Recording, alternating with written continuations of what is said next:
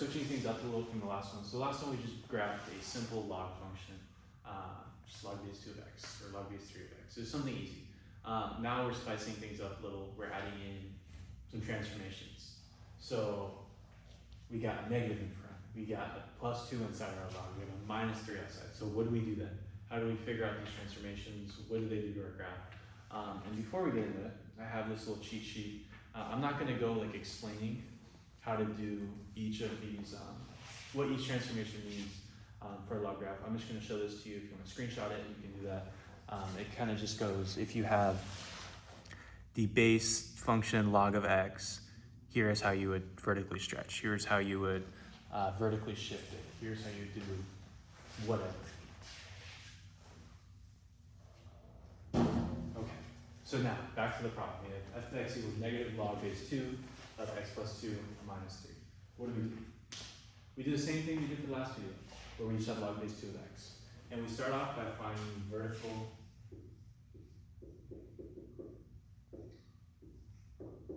asymptote. Once again, if I spelled it wrong, I'm a math major, not an English major, I'm sorry. How do we do that? We just take what's inside, so x plus 2, and we set it equal to 0. Because we know that what's inside of our log can never be a negative number. So this kind of gives us that barrier on our graph of, okay, you can never go to the left of this since we can have a negative inside of our log function. So we subtract 2 from both sides,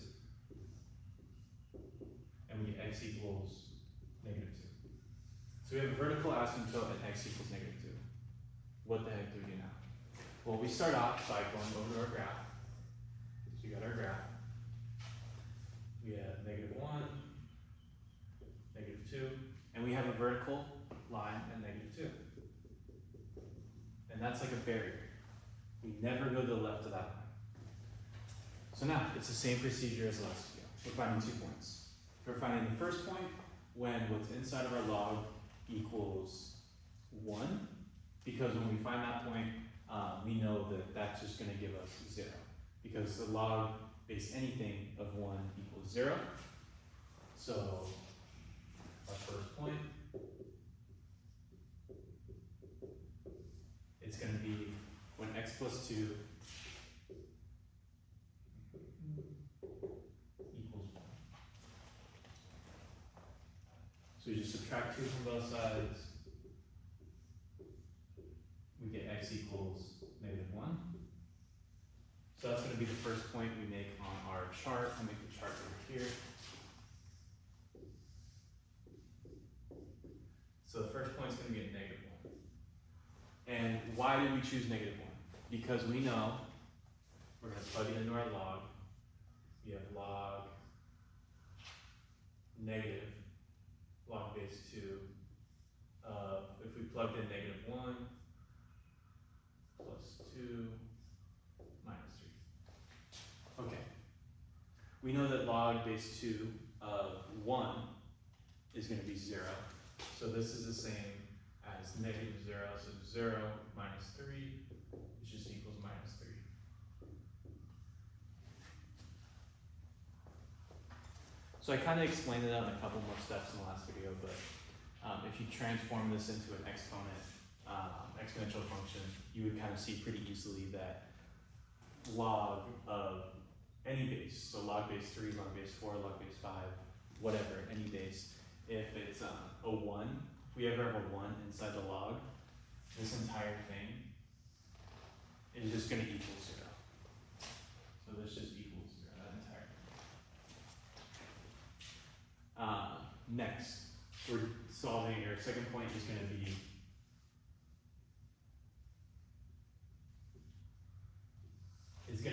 when what's inside equals whatever our base is. So it's not going to be when our inside equals 2 every time. If we had a base 3 for this one, we would set what's inside here equal to 3. If we had a base 4, we'd set it equal to 4. It's just if what's inside is the same number as the base, then we know that log is going to equal 1. So In this case, since we have base 2, we're setting this equal to 2. So x plus 2 equals 2. We subtract 2,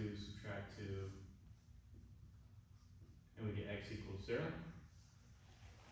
So it's not going to always work out this cleanly, where our two numbers are consecutive, but it does in this case. So our second x is going to be 0. And you know what, I'll write it. I won't hide it up there. I'll write it in the center of the board.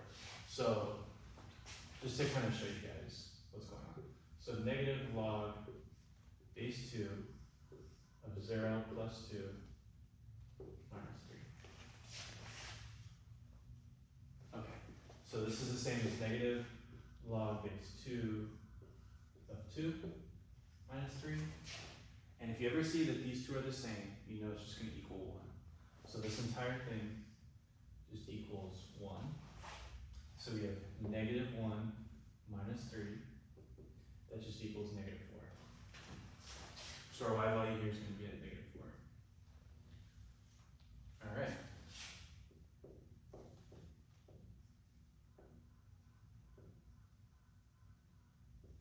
So we have our first point at negative 1, negative 3.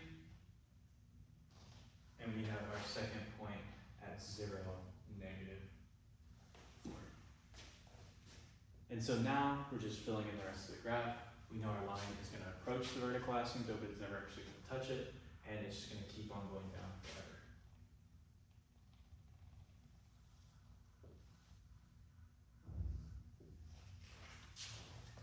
And so here's what our graph would look like.